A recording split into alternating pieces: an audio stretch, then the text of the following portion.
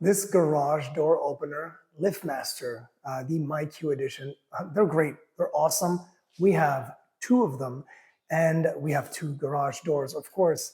And look at that. It obviously has a sensor that senses when the light should be turned on for motion, but it also will be able to open the doors very quietly, but have a sensor as well that if something, for safety reasons, of course, if something goes under, it will obviously retract and go back up to the top.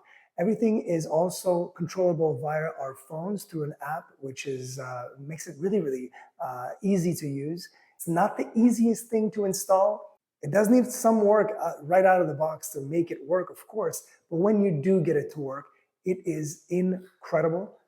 It's super reliable, and it has a battery backup. So if you do run out of power, it will at least make sure that you're able to get home safely. It also has the really easy to understand and easy to use controllers right there. And it also comes with the remote controls right there for your pocket or for your car. Super easy to understand as well.